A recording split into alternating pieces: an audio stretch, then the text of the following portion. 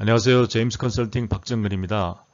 오늘은 부동산세법 백문백답 네 번째 시간으로 주로 법인세와 그리고 주택 임대소득에 대해서 같이 공부해 보겠습니다. 네, 그러면 먼저 법인이 만약에 주택을 양도해서 양도차익이 발생한 경우에 세부담을 어떻게 하는지 한번 계산 예를 통해서 한번 살펴보겠습니다.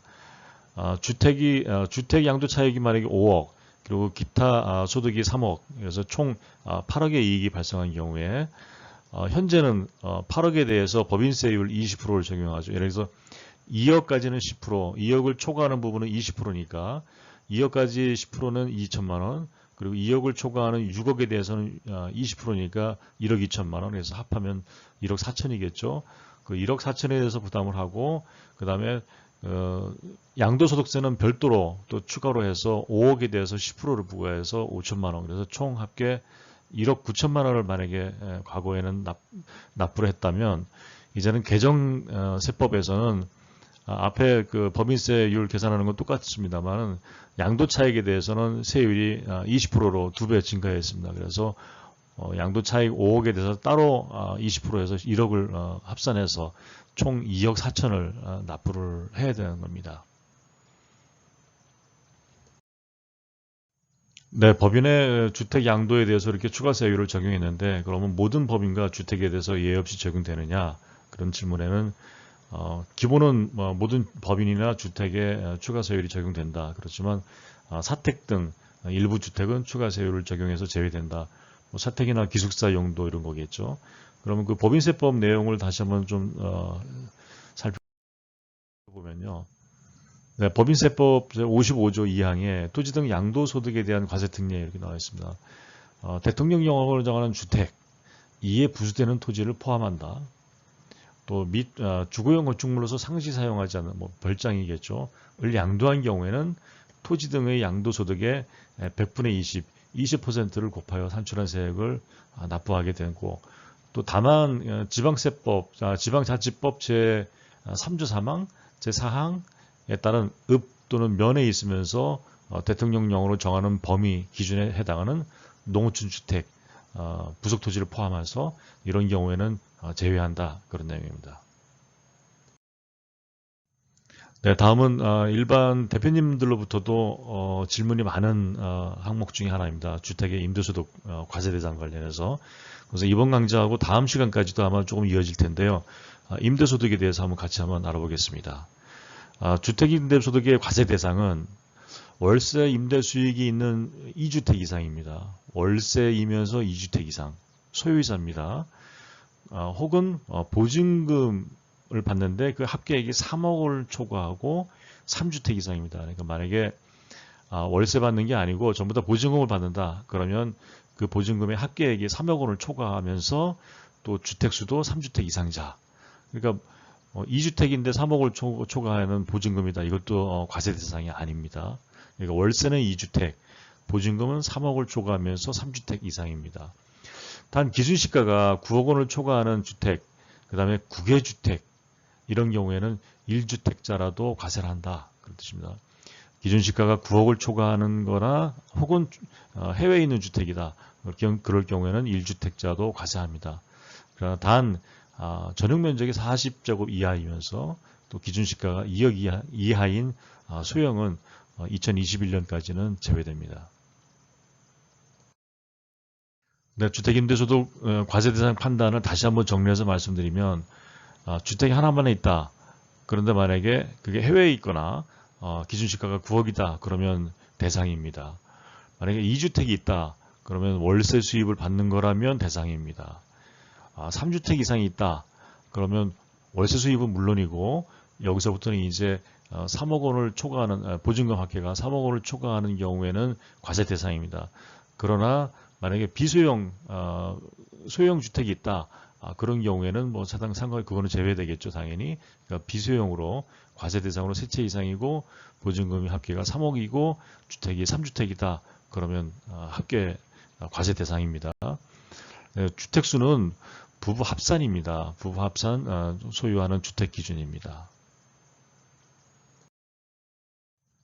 네, 이번에는 뭐 미혼인 본인이 소유한 주택 한 채를 임대하고 본인은 부모님 집에서 거주를 한다. 이런 경우에 임대소득세 과세 대상이냐 이런 얘기인데 뭐 부모님의 집에서 살든 뭐 형제네 집에서 살든 그거는 판단 기준이 아니고요. 본인이 한 채를 임대했는데 그게 9억 원을 초과하느냐 아니면 혹시 해외에 있느냐 요거입니다. 그냥 앞서 설명드린 대로 그러니까 만약에 한 채인데 요거 해당이 되면 과세 대상이고 그렇지 않으면 과세 대상이 안 되는 거고 뭐 부모님 댁에 사는지 뭐 누구네 집에 사는지는 과세 대상을 판단하는 기준은 아니다 그런 얘기입니다. 네, 이번 경우에는 부부가 합산해서 4채를 보유하고 있고 세 채는 40제곱 이하이고 기준시가도 2억 이하의 소형주택이다. 하나는 3억 원이다. 네 채 모두 보증금만 받고 있다. 월세가 없습니다. 그렇다면 이제 간주임대료가 해당이 되느냐인데 간주임대료는 이렇게 40제곱 이하의 기준시가 2억은 제외되니까 결국 이제 한 채인데 간주임대료는 세 채가 돼야지 되고 보증금 합계가 3억이 넘어야 되지 않습니까? 이런 경우에는 지금 해당이 안 되겠죠. 그렇지만 만약에 월세를 받는다. 그럼 이건 과세 대상입니다. 네, 이사 목적으로 일시적으로 2주택이 됐다. 그런 경우에도 과세 되는지 만약에 2주택인데 월세가 발생했다. 그러면 소득세 과세 대상입니다. 또 오피스텔을 임대한 경우도 과세 대상인지 그런데 오피스텔 임차인이 만약에 주거용으로 사용하고 있다. 그래서 그런 경우에는 주택임대소득이 과세가 되고요. 만약에 주거용이 아니고 그냥 일반 사업용이다. 그러면 상가 임대주택으로 소득세가 과세됩니다. 네, 다음은 이제 다가구 주택인데 만약에 한 채만 있어도 비과세 되느냐? 그런데 다가구 주택은 보통 등기를 구분 등기를 하지 않지 않습니까? 다가구 한 채로 보고 있거든요. 그래서 만약에 구분 등기를 하지 않고 그냥 한 채로만 소유하고 있다 그러면 그거에 대한 판단 기준은 9억 원을 초과하느냐 그렇지 않느냐에 따라서 비과세 여부가 결정이 될 거고요. 또 기준시가 9억 원을 초과하는 주택의 경우에 1주택 소유자라도 월세는 당연히 과세되죠. 9억이 초과되니까. 그럼 그때 판단 기준일은 언제냐? 그러면 그 판단 기준으로는 과세기간 종료일 결국 12월 31일이나 또는 만약에 중간에 해당 주택을 양도했다면 그 양도일을 기준해서 판단을 한다. 그런 뜻입니다.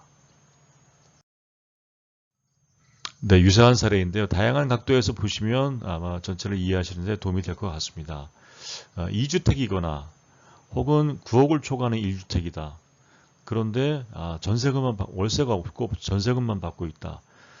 전세금만 받을 때 전세금 보증금만 받는 경우에 간주 임대료라고 지금 계속 말씀을 드렸는데 그런 경우에는 3주택 이상이어야 된다고 말씀을 좀 드렸고요.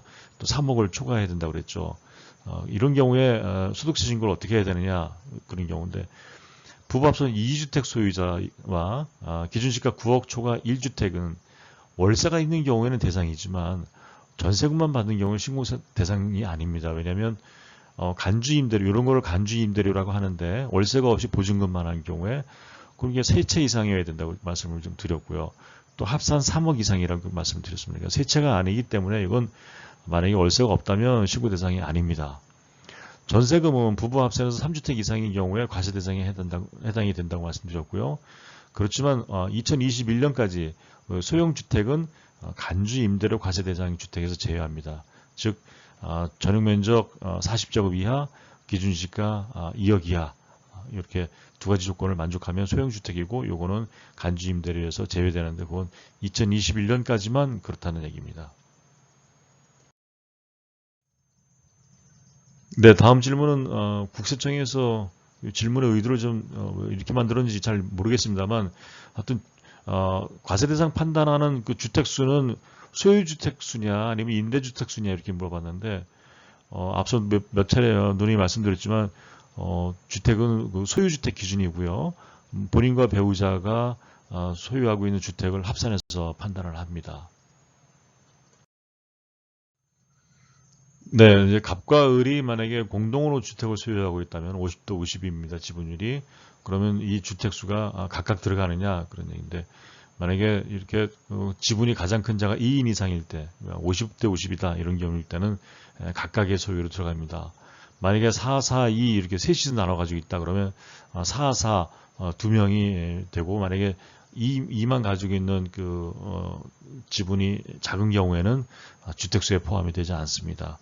다만 지분이 큰 자가 2인 이상일 경우에 그들의 합의로 만약에 어떤 1인을 지정한다 그러면 그 사람의 주택수로 계산할 수 있다 그런 뜻입니다.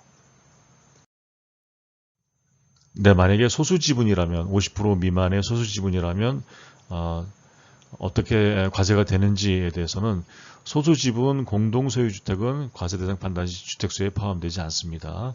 다만 2020년부터는 소수자라도 만약에 연간 주택임대 수익 금액이 600만 원 이상이거나 또는 기준시가 9억을 초과하는 주택의 지분이 30%가 넘어간다, 30% 초과한다 그러면 주택수에 포함이 됩니다.